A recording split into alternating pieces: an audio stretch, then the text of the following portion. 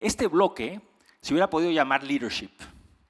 Y Leadership porque representa muy bien lo que buscan OpenAI y Fintual con este evento. La idea no es que es Leadership porque son los más grandes, los más exitosos, sino porque Fintual y OpenAI entienden que no se trata de innovar por innovar. Se trata de innovar con propósito. Se trata de entender el rol de la tecnología en la sociedad, el impacto en el ser humano, el impacto en políticas públicas. Y de eso vamos a platicar hoy. Nico Robinson lidera políticas públicas para OpenAI enfocado en Latinoamérica. Nico va a tratar un tema bien interesante que nos va a contar un poco cómo se entrenan estos modelos para que tengamos esa perspectiva. Muy buenos días y que lo disfruten. Hola, hola, hola, buen día. Bien, bien, bien.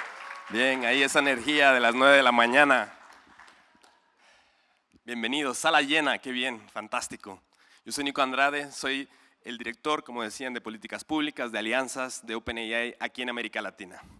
Y eso significa que mi trabajo es asegurar que la misión de OpenAI se lleve a cabo aquí en México, en Brasil, en todos los países de la región, que es asegurar que todas las personas se puedan beneficiar de la inteligencia artificial general. Y por inteligencia, el AGI. Y por eso más o menos queremos decir una inteligencia artificial que sea por lo menos tan inteligente como un ser humano. Y hago eso de dos formas. Por un lado, yo participo en mesas redondas, en todo tipo de encuentros, entrenamientos, salones como este, donde puedo traer los conocimientos que hemos adquirido como OpenAI desarrollando los modelos de punta de frontera durante los últimos años. Trayendo sobre todo conocimiento técnico para esas discusiones de cómo promover y al mismo tiempo regular la inteligencia artificial. Y por otro lado, lidero también alianzas que buscan que nos podamos juntar con algunas de las organizaciones que comparten ese objetivo de usar la tecnología por un bien mayor. Por ejemplo, con el proyecto Favela GPT en Brasil, que ha cubierto las favelas de Río de Janeiro con ChatGPT gratuito para que todas las personas tengan esa posibilidad de accesar esta tecnología, entender, descubrir cómo puede ser útil para ellos y ellas en el día a día, cómo les puede ayudar a resolver problemas difíciles. Otros proyectos como Amazonía GPT, donde nuestra tecnología está ayudando a generar insights de conservación en el bosque tropical más grande del mundo, junto con la Universidad Federal de Manaus, poniendo sensores de vídeo para captar imágenes de animales en peligro de extinción, de audio para captar el sonido de los pájaros, que a medida que las ciudades crecen van mudando, etcétera. Y de agua, para preparar intervenciones de salud en las comunidades de los ríos cercanos cuando los niveles de polución aumentan. Tenemos otros tipos de alianzas y de hecho estamos ya pensando muy fuertemente en cuál va a ser la primera aquí en México. Y es difícil, porque este es un país y somos una región extremadamente creativa con la forma en la que usamos la tecnología. Y no solamente con los memes, pero también con la inteligencia artificial. Tenemos todo tipo de organizaciones y de empresas que están usando nuestra tecnología para acelerar sus procesos, para ser más eficientes, para entregar un producto mejor a sus usuarios. Piensen, por ejemplo, en Nubank, que veo que la Ciudad de México está lleno de anuncios de esta empresa, que usa nuestra tecnología para entregar un servicio mucho mejor a sus clientes. El propio Fintual, que usa nuestra tecnología también en sus servicios. Y hasta empresas en sectores que ustedes tal vez no se imaginen, como por ejemplo el agronegocio, donde muchas empresas están usando nuestra tecnología para aumentar el periodo de cosecha, aumentar también la productividad y de hecho incluso disminuir el número de pesticidas que se tienen que utilizar en el proceso de plantar, de cosechar y de vender. Imagínense el impacto que eso tiene en una región como la nuestra, donde dependiendo del país, la agricultura todavía es 10, 15, 20, hasta 25% del PIB. ONGs también, como Prospería, como Violeta, como Serenas, esas tres, por ejemplo, trabajan en apoyo de mujeres en situaciones de vulnerabilidad y están usando nuestra tecnología cada vez más para poder llegar a más personas, para poder escribir los grants en diferentes idiomas. Y cada vez más usan ChatGPT y otros modelos de OpenAI de forma diaria. Y algunos de ustedes, de hecho yo diría a la gran mayoría de ustedes, tal vez ya usa ChatGPT de algún tipo de forma recurrente. Y por eso yo creo que es importante que las personas sepan cómo se entrena un GPT, cómo se entrena el ChatGPT, cómo viene a existir esta tecnología, que parece a veces magia, pero no lo es. Es fruto de un proceso muy intenso de entrenamiento. Y el entrenamiento en OpenAI se divide en 3 fases. La primera es el preentrenamiento. En el preentrenamiento nosotros usamos pesos, parámetros y supercomputadores durante un periodo muy largo de meses en un proceso muy intensivo en lo que se refiere a recursos para enseñarle al modelo cómo predecir la siguiente palabra en una secuencia. Enseñarle que tal vez después de la palabra monasterio puede venir la palabra vela o puede venir la palabra monje o monja, por ejemplo. Ustedes pueden pensar, bueno, pero es como cuando yo a mi teléfono le pongo GRA y me sugiere gracias. Bueno, un poco, pero muchísimo más complicado. Porque nosotros le enseñamos cantidades enormes de datos para que el modelo aprenda a entender el mundo. Y en ese proceso de aprender a entender el mundo, entienda que no hay solamente una respuesta correcta para cada pregunta, que hay un grado de aleatoriedad en las respuestas, porque cuando yo le digo al modelo, en vez de ir a la izquierda, fue a la derecha, pero que también está correcto decir, en vez de ir a la izquierda, continuó recto, o paró, o vino hacia atrás. Antes de iniciar este proceso de preentrenamiento, hacemos una serie de cosas. Por ejemplo, quitamos toda la información duplicada, porque si le mostramos al modelo información duplicada, 2, 3, 4, 5 veces la misma cosa, puede tener la idea de que esa información es mucho más importante de lo que es. Y sacamos también información que no es relevante o que no queremos en nuestros modelos, como por ejemplo el discurso de odio, los datos personales de las personas que no nos interesa que estén en esa base de datos de entrenamiento. Y al final de todo ese proceso, de todos esos meses de datos, de dinero, de recursos invertidos, acabamos con un modelo base. Ese modelo base es un modelo que es capaz ya de predecir la siguiente palabra, pero máximo nos puede hacer una pequeña historia, un párrafo. No es útil para las personas, no sabe responder preguntas.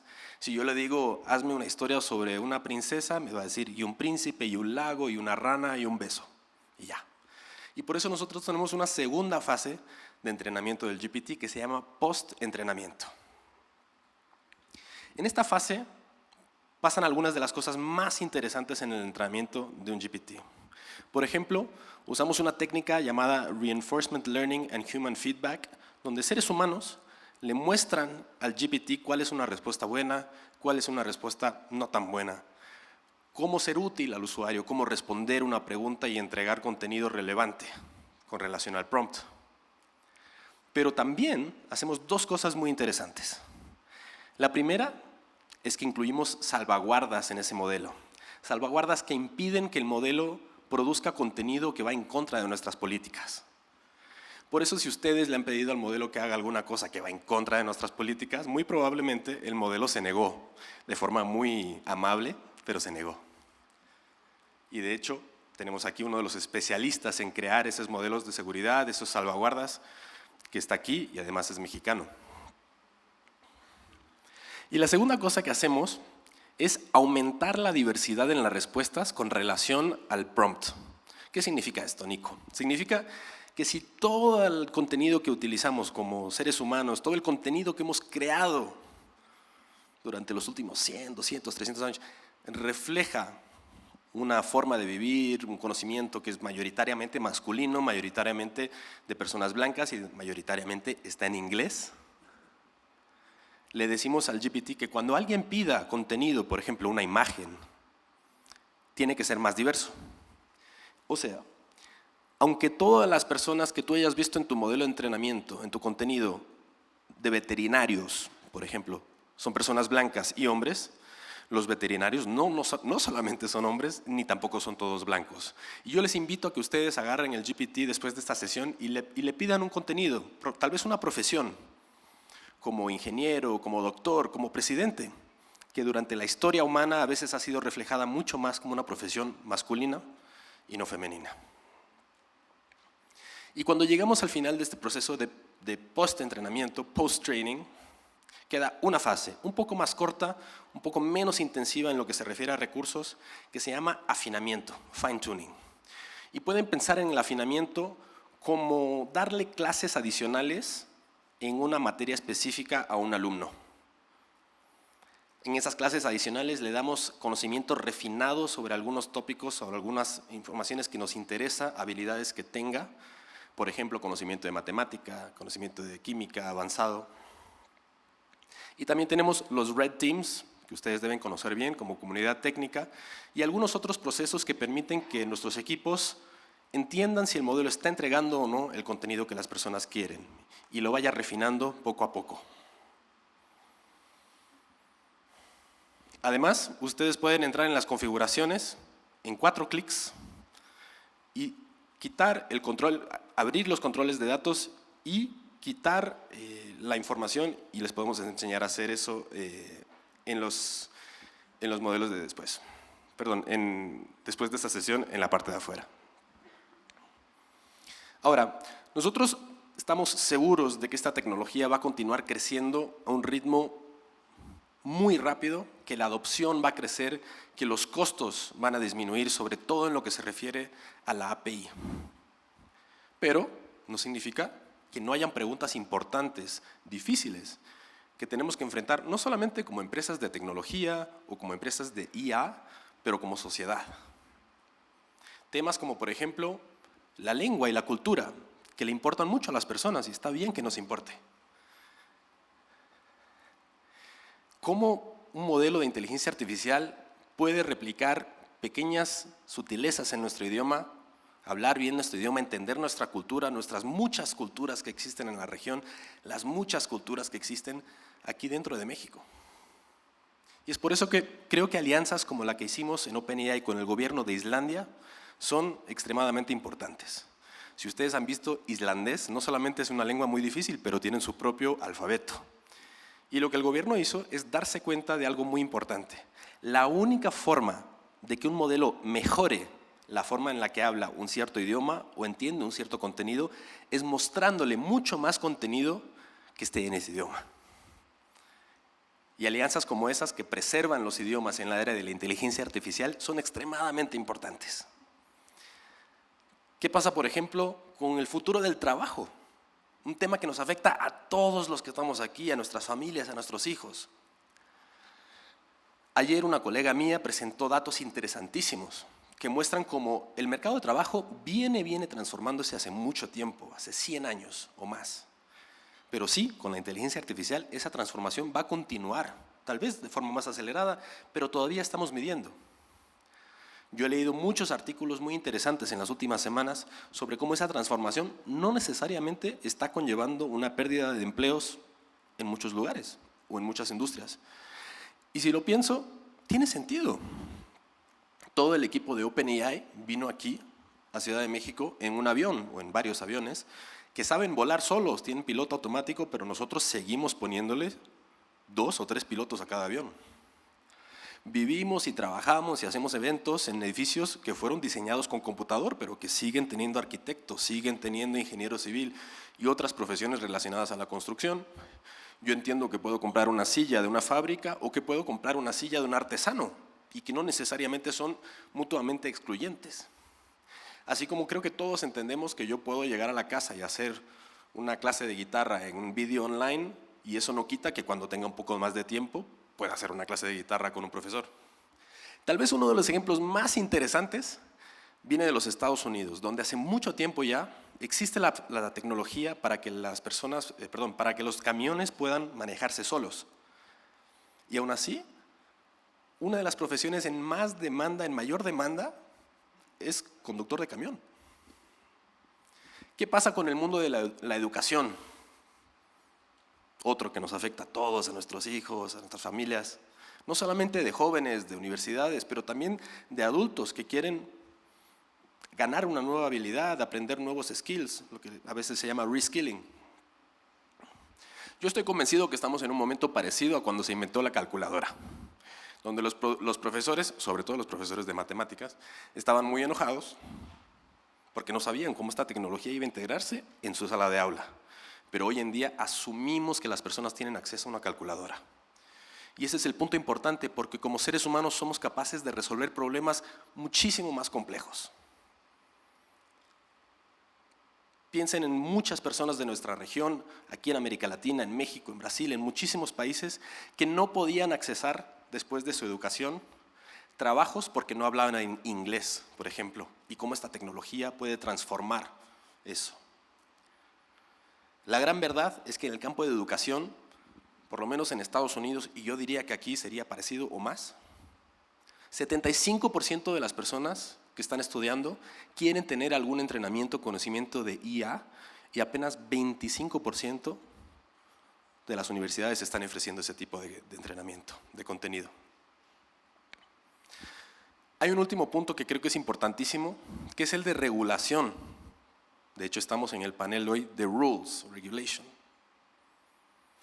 Y es que los países, y digo países a propósito porque no son solamente los gobiernos, son los sectores privados, los sectores productivos, son las ONGs, son la academia y sobre todo el sector técnico que nosotros queremos que esté presente en las discusiones y que de hecho está presente en este evento, tienen que contribuir a regulaciones que permitan que la inteligencia artificial no solo exista, pero que crezca, que florezca, que permita que personas como ustedes, desarrolladores, startups, puedan crear soluciones aquí usando nuestra tecnología o otra tecnología de IA.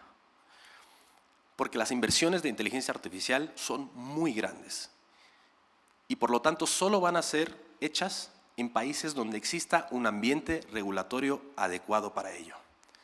Y pensamos en eso más o menos de tres formas. La primera es diciendo que la inteligencia artificial, sobre todo los modelos de frontera, los más poderosos, tienen que seguir siendo desarrollados en países democráticos. La segunda, o el segundo punto o forma en la que pensamos, es que la infraestructura es el destino. De nuevo, la infraestructura es el destino. Los Estados Unidos se están beneficiando de décadas de inversiones en cables coaxiales, en cables de fibra óptica y otras formas de infraestructura. Y aquí en América Latina creo que hay una conversación muy importante, no solamente de los gobiernos, pero también de cómo queremos beneficiarnos de esta tecnología, queremos construir, queremos tener la infraestructura que va a permitir que esta tecnología pueda crecer, tal vez de una forma parecida en la que hubiéramos pensado cuando se descubrió la electricidad. Tenemos una oportunidad de repensar desde cero, aprendiendo de nuestros errores en el pasado. Y el tercer punto, que es muy relevante aquí para América Latina, es cómo se van a compartir los beneficios de esta tecnología, lo que en inglés a veces se llama benefit sharing. Es muy importante que los beneficios no se queden solamente en los 4, 5, 6 países que están desarrollando los modelos de frontera, pero también que lleguen hasta acá, y cuando lleguen acá, que no se queden solamente en Ciudad de México, ni en Reforma, ni en Polanco, sino que lleguen a toda la población. Así que justamente con ese intuito, con ese objetivo de democratizar el acceso a la tecnología, de que sea gratuita y sin anuncios, como nosotros ofrecemos en nuestro modelo gratuito, es que quiero presentarles a ustedes hoy, para cerrar, me quedo sin tiempo, una herramienta que creo que puede llevar esta tecnología a otro patamar, a nuevas poblaciones, que es el 1-800 ChatGPT. Y les invito a que puedan agarrar su teléfono, no se preocupen, hagan un scan. Bien. Cuando hagan el scan del QR, van a entrar, les va a llevar directamente al WhatsApp. Díganle hola, díganle lo que quieran. Es un modelo ChatGPT dentro de WhatsApp donde les pueden mandar audios, les pueden mandar imágenes. Entiendo que incluso se puede llamar a ese número de teléfono. Mándenselo a sus mamás, a sus tías. Vamos a tener una mañana extremadamente interesante con panelistas muy bien preparados de conocimiento técnico, regulatorio, legislativo. Pero antes de salir del escenario, quiero agradecerles por estar aquí, pero también por construir con nuestra tecnología. Los desarrolladores, los startups, como decía mi colega ayer, son el alma de esta empresa, son los que testan nuestros modelos, los que nos dicen dónde están los errores, dónde tenemos que mejorar y qué productos creen que serían más útiles. Así que no es broma cuando les digo que sin ustedes los creadores de tecnología, las startups, las empresas, no podríamos hacer lo que estamos haciendo. Así que gracias por permitirnos que podamos seguir todos los días corriendo atrás de nuestra misión de asegurar que todas las personas puedan beneficiarse de la inteligencia artificial generativa. Buen día a todos. Qué gran manera de arrancar. Impresionante lo que nos cuenta Nico, y sobre todo yo lo que me quedo es este reto que nos plantea. O sea, le está planteando un reto a las universidades, le está planteando un reto al gobierno, le está planteando un reto a los empresarios y empresarias para que invirtamos, para que le apostamos a eso y no nos quedemos atrás. Me parece interesantísimo y muy agradecido, Nico, por estas primeras palabras. Quiero hacerles una pregunta antes de…